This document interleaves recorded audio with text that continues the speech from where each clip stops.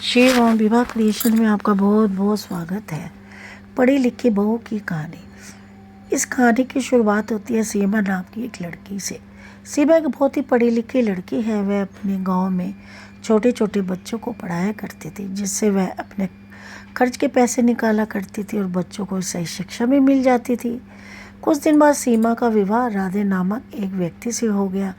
राधे की माँ, जिसके नाम सुमित्रा था, उसको सीमा का बच्चों को पढ़ाना पसंद नहीं था। उसका मानना था कि उसका बेटा राधे इतना पैसा कमाता है कि बहू को काम करने की ज़रूरत नहीं है। सीमा भी अपनी सास सुमित्रा की बात मानकर बच्चों को पढ़ाना बंद कर दी और अपने ससुराल में खुशी खुशी रहने लगी। एक दिन की बात है, सुमित्रा का सबसे छोटा बेटा, जिसका नाम हर्ष था, उसका रिजल्ट आया और वह फेल हो गया।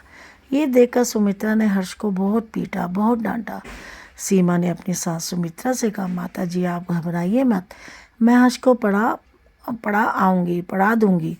सुमित्रा ने कहा, ये एकदम गधा है, इसे कुछ भी नहीं आता, इसे कोई पढ़ा दे मगर ये पास ही नहीं हो सकता। ये कहकर उसके साथ चली गई। अब सीमा हर्ष को रोज़ पढ़ाया करती थी।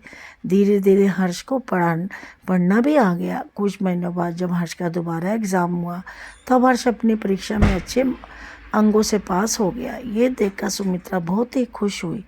अब सीमा की सास सुमित्रा को एहसास हो गया कि उसकी बहू पढ़ी लिखी है, तो उसे उसका शौक़ पूरा करना चाहिए।